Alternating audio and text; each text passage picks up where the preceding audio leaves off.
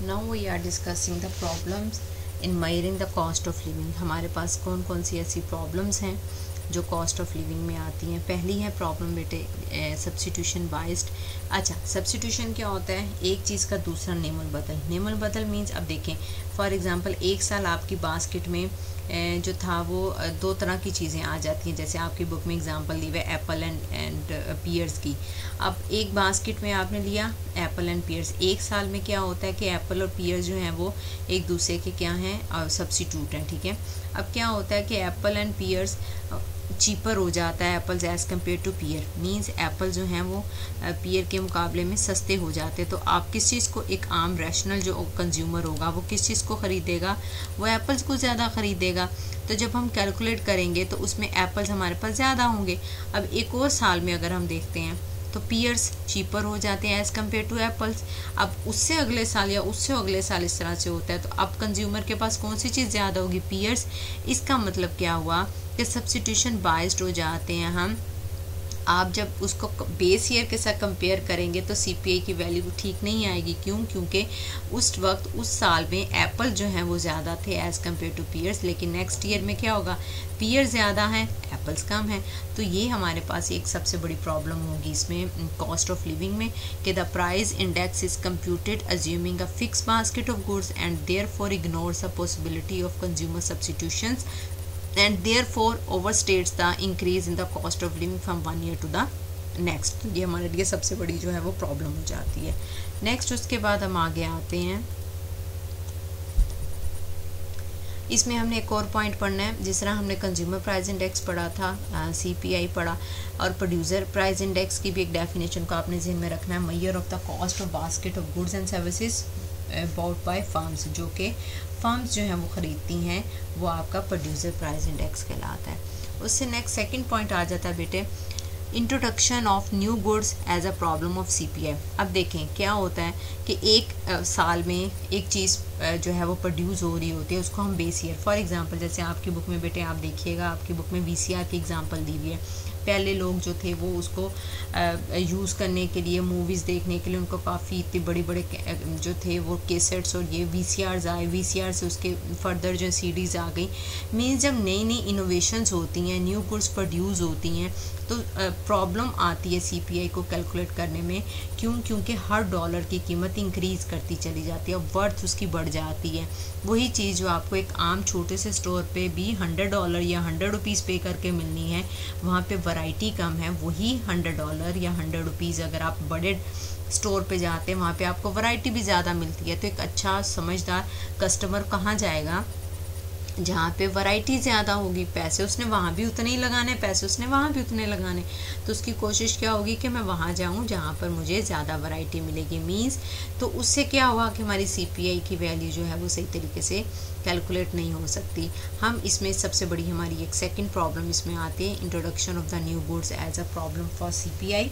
As a new goods are introduced, consumer have more choices and so each dollar is worth more. This is not reflected in CPI which assumes a fixed basket. Fix basket में ज़रूरी है कि भी अब हमने पहले भी पीछे पढ़ा, वो एक वैल्यू जो है वो फिक्स कर लेते हैं, जबकि हो सकता है नेक्स्ट ईयर में उसकी वैल्यू चेंज हो जाए न्यू गुड्स आने से। नेक्स्ट उसके बाद थर्ड आता है unmeasured quality changes. Means when quality of a good deteriorate from one year to the next year. अब एक साल से दूसरे साल में उसकी क्वालिटी अच्छी हो जाती है।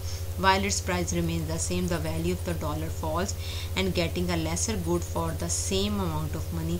कि अगर डॉलर की कीमत कम हो जाती है, हम क्वालिटी के ऊपर, क्वालिटी चेंज के ऊपर जाते हुए हमारा सीपीआई के ऊपर अगेन इफेक्ट आता है कि अगर आपकी कीमत जो है वो सेम रहती है और डॉलर मतलब उसकी क्वालिटी जो है आप उसको इंक्रीज़ कर देते हैं और वैल्यू ऑफ डॉलर फॉल्स हो जाता है, तो उससे क्या होता है कि आप उसकी getting at lesser good for the same amount of money, आपके पास उसकी कम गुड आती है। मीन्स आप उसकी कम परचेज़ कर पाते हैं सेम लेवल ऑफ मनी के ऊपर। क्लियर?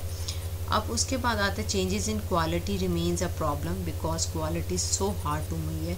अब क्वालिटी के ऊपर अगर हम जाएं, देखें बहुत सारी ऐसी जगह हैं, ऐसी चीज़ें होती हैं जो आपको क्वालिटी वाइज बहुत अच्छी मिलती हैं, लेकिन उनकी अमाउंट आपको बहुत बियर करनी पड़ती है। और कुछ चीज़ें जो होती हैं वो क्वालिटी में इतनी अच्छी नहीं होती, लेकिन उसी एक जगह पे पड़ी हुई होती हैं और आपको उसकी हैवी अमाउंट पे करनी पड़ती है, लेकिन वो क्वालिटी में ठीक नहीं होती। तो क्या इसमें CPI में हम ये मेजर हमारे डिफ़िकल्टी आ जाती है कि हम क्वालिटी को मेजर नहीं कर सकते। हो सकता है जो हम बेस ईयर ले रहे हैं उसमें क्वालिटी ज़्यादा अच्छी हो, जो करंट ईयर में उसमें उसकी क्वालिटी ज़्यादा ना हो और आप उसमें ज़्यादा जो है वो पैसे पे कर रहे हो, तो ये अनमेजर्ड क्वालिटी चेंजेस हैं। ये हमारे बेटे 3 हमारी प्रॉब्लम्स थी। नेक्स्ट उसके बाद आगे आ जाता है GDP deflator versus the consumer price index के। GDP डिफ्लेटर हमारा क्या था, अब देखें हमने प्रीवियस पढ़ा था GDP डिफ्लेटर, अगर आपको डेफिनेशन थोड़ी बहुत याद हो कि nominal GDP divided by real GDP।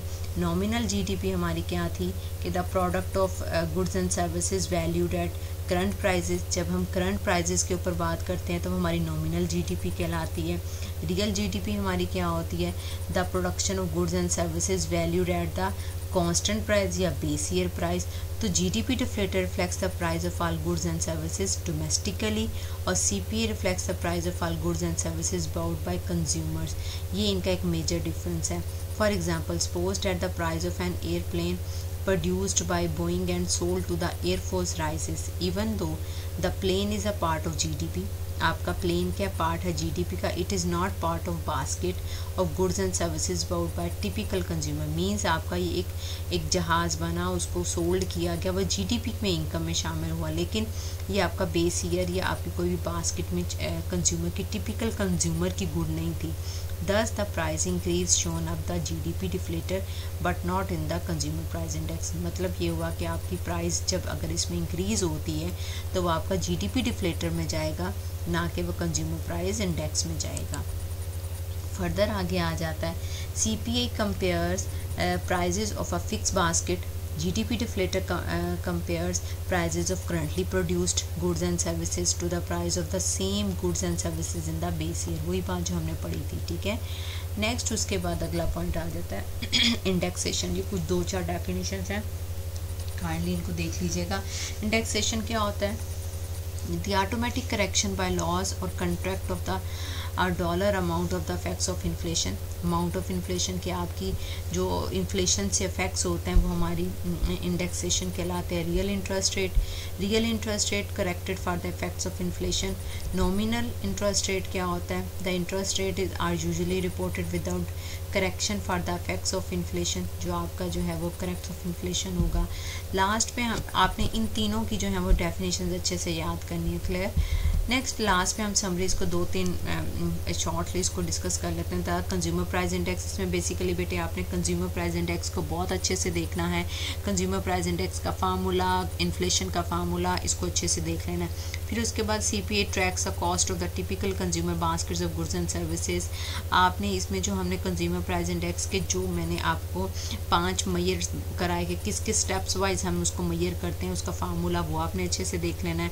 The CPI is used to make cost of living adjustment and correct economic variables for the effects of inflation. हमने वही बात, इन्फ्लेशन को मैयर करने के लिए हमारा ये एक एडजस्टमेंट है और ये हमारे पास जो है वो एक इंडिकेटर है जो हमें शो करता है कि मुल्क में इन्फ्लेशन रेट कितना है प्रीवियस ईयर की निस्बत। The real interest rate is corrected for the inflation and is computed by subtracting the inflation rate from the nominal rate। ये फार्मूला आपने इंटरेस्ट रेट का याद करना है। It's all about for today. If any problem हम इसको discuss करते हैं इंशाल्लाह ताला। अपना बहुत ज़्यादा ख्याल रखिएगा। Thank you very much.